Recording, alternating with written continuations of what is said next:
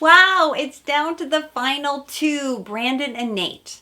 Join me to discuss Michelle's final rose and a recap of everything we learned about relationships from Michelle Young's season.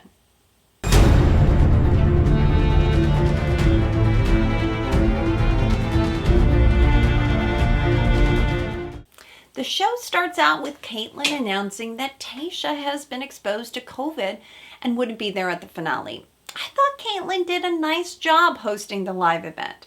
Strange how after they announced that Tayshia wasn't there due to COVID, that the audience themselves were unmasked.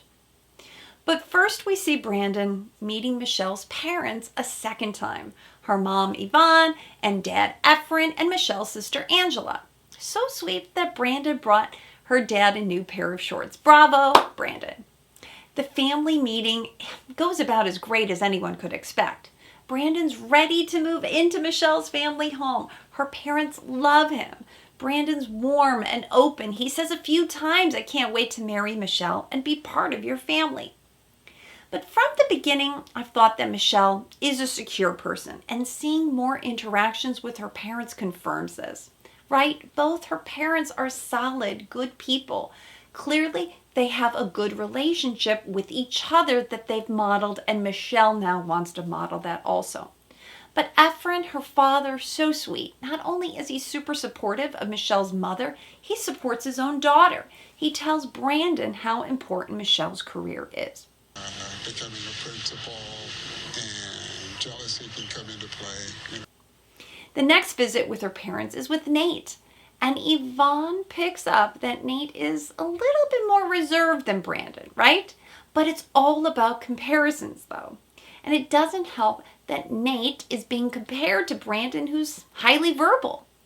But Nayte, given his own self as being a reference, he really is saying that he's there for Michelle and he's ready to get down on one knee. But Michelle's mom picks up on something about Nayte's energy.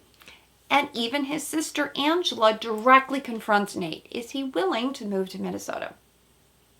Now, let me just talk about our queen, Michelle. Because what I love about Michelle, and I want you to notice this for your own behavior and what makes her a standout lead, is that Michelle leaves nothing to chance. All her final men know exactly what the expectation is. She expects that they're going to be ready to propose, and she expects them to move to Minnesota. I don't recall another previous season where the lead was so confident and so direct in what she wanted. But next up, we see the final date, starting with Brandon's first.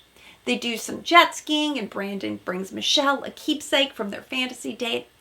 But did you get the sense that when Michelle is telling Brandon that she loves him too, that it's less romantic and more friendship type of love? At least that's how I read it. But something about the situation with Brandon actually feels a little too much to me. The producers, right? They want to make good TV, and clearly Brandon's giving us good TV.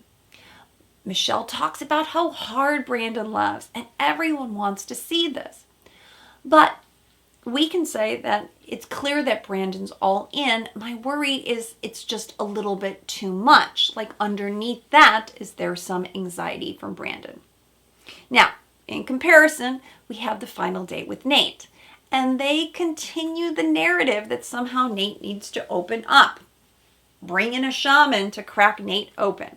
But the story is about Nayte being closed off. And here's what happens, which is very humbling to me.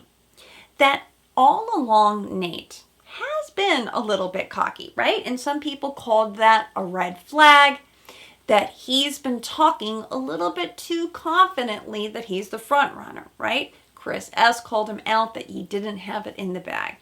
But what happens next is really what needs to happen in this relationship. And oftentimes relationships do have a pivotal moment. And in that moment, Nayte is now worried that he might lose Michelle because the mother and now Michelle is questioning his commitment. He himself, we knew that there was this faux pas, right? That he said, "I'm not sure if I'm serious," when really he meant to say, "I take it seriously."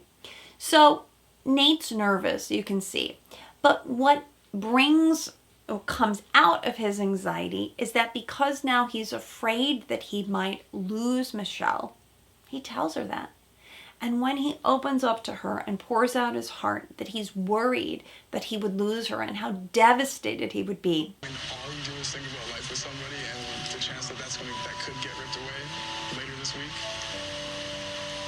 heartbreak. Now that is the moment that seals the fate for Michelle and Nate.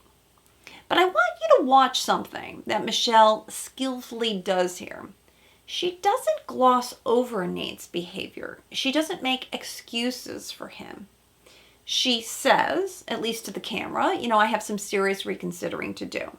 Of course, Michelle wants Nate to step up. She's invested too.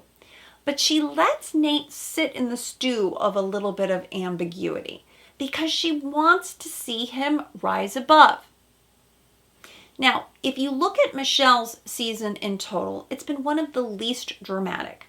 So the producers have to create a little drama with the final two and make us think that it might be Brandon, who she's going to choose. But if you've been watching closely, which I hope you have because that's the lesson here, you shouldn't be surprised that she chooses Nate. Because this is who Michelle herself thinks is a good partner for her, not who you might think is a good partner for her. It's been Nate all along. She gave him the first impression rose, and as a couple, there has been undeniable chemistry between these two. But why do the producers want you to question Michelle's top choice? Why not highlight Nate and make him the hero? Remember, they want you to stay to the end. They want you to be surprised, and they want you to be invested in both the final two because it makes for a more dramatic breakup, as we do see. But if you've had to analyze who makes the best partner for Michelle, let's dig a little deeper. Brandon's energy is more like her mother, right? He's more youthful, bubbly.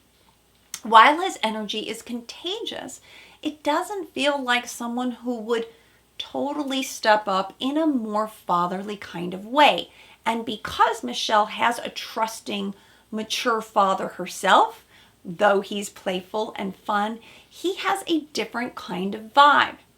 And if you look at it, usually you end up choosing someone who unconsciously is more like your father. Because after all, a woman gets her self-esteem from her father.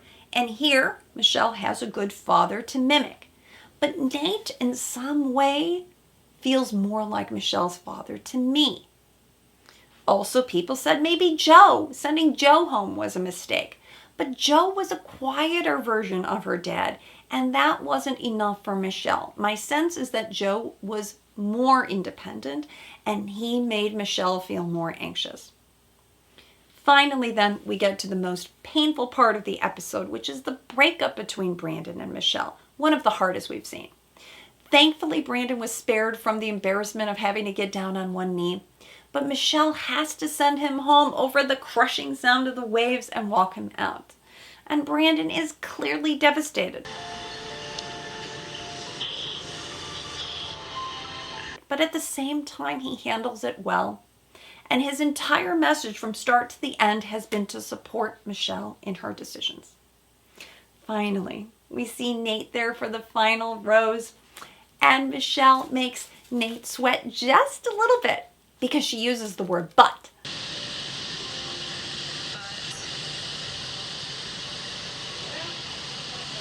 I'm also not willing to face that fear of walking away from this without you. Which is usually the kiss of death. I imagine that Nate's heart is skipping a beat, but in the end, it was but Michelle didn't want to live life without Nate. And I think this couple is very well matched. But back to the filming of the live show now. We see that the Twitter weighs in on the mask controversy, and suddenly the crowd, everyone's wearing a mask. We do get to see Brandon again, and with no regrets, he wishes Michelle well. Nate comes out, and it's so good to finally see these two more relaxed. You see them take a breath. But they've progressed a lot, more so than other couples too, in the last 3 months. Michelle announces that it's Nate who's more verbal than her. Nate says that he's going to be moving to Minnesota, and I'm happy to hear that. Newsflash, they're also planning a summer wedding, if rumors are correct. But I love that ending for the two of them. And Nate, to me, feels like just the right choice. He peaked at the right time. He opened up because of Michelle. What bigger compliment is there in love than someone opening up because of you? So cheers to the happy couple. Why question Michelle's choice? She's done great all season. We have to trust her final decision too. Now, during the after the final rose, Michelle and Nate received one of the biggest gifts they've ever seen. Oh, it's a little gift in there. Oh, yeah, that right there is from us in the Bachelor family, and that is They got a check for $200,000 for a down payment on a house in Minnesota. I imagine that the producers have loved working with Michelle. She got a great promo. She stuck to the script. She understood the assignment and she delivered. And my theory is maybe that the producers even felt a little guilty that they didn't give Nate a better edit. Let's face it, they do need more success stories. Another theory I've heard that part of the $200K was a small portion of Chris Harrison's old salary. And finally, another theory is that it was kicked back to all teachers. Let's face it, Michelle had been working as a teacher through the pandemic. But regardless of why the producers gave them this generous gift, I don't think it could have happened to a more deserving couple. And the low point of the after the final rose is Caitlyn reading the bad tweets from other people about Clayton. Maybe it's funny when a big celebrity does this, but not a way to show support for your next lead. Thankfully, Clayton handled it well, and I can't imagine that Caitlyn had any power to not please her bosses and go along with it. So what can we learn from the entire season and analyze what you can do in love? Well, number one, Michelle is a great role model. She's self-effacing, but she's also truthful, eloquent, and direct. And what we can learn from Michelle is how to speak your truth and also follow your heart. We can learn from Michelle, when you see drama, prepare your response, not your reaction. Michelle, more than other bachelorettes, she squashed the drama quickly. And I liked that she didn't get into thinking that all the men were not there for the right reasons. She was able to isolate independent behaviors, except, of course, when she thought that Jamie might have ruined her reputation. But she was also able to rebound more quickly. Did you notice? That she would say goodbye to someone and come back to the group. She was able to compose herself. This is something called auto-regulating. When you're a secure person, you can kind of manage your emotions. I thought she did that really well. It also reminded me that she is an athlete, someone who can, even during tough times, kind of get back to focus. Number three, we also learned that as a confident woman, that she gave each of the men an opportunity to also speak their part. This was really different for me in observing Michelle. With Chris S., with Martin, with Jamie, she would bring forth the information and then offer them an opportunity to combat that. She would say, is this true? Is this what you said? Nice example. We can learn other things from the contestants too. We can learn what not to do and what to do. Let's start with the men. Well, Ryan, don't bring your stage notes. But when it comes to the group of 30 men, let's just look at them as a whole. How many villains or narcissists do you think we had? Drop it in the comments below. Do you think there were 3, 5, 7? I counted 4. But this is on average what exists in the population. So now if we talk about true narcissism though, narcissistic personality disorder, that's only 1% of the population. It's very rare. Those are people who are truly mean and evil and have no empathy whatsoever. But if you look at the general population of people, 10 to 15% of the population is going to have some narcissistic traits. So 4 out of a group of 30, we're right about there. And who were they? Well, number one, we did have Peter, the pizza boy, and other people called him out as being a narcissist too. Remember, Will called him out during that a school classroom date. And we saw him respond with some what we call narcissistic rage when he threw Will's jacket in the pool. Second, we had Jamie. Some might call him a communal narcissist because he tries very hard to also give like a pep talk and build other people up.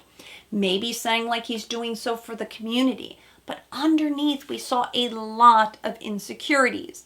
Starting this rumor, him feeling uncomfortable that other people were getting attention. And then third, we had Martin. Lots of red flags with Martin. But Michelle held her own with him, confronted him on not only what he said to her, but what he said about other high-maintenance women too.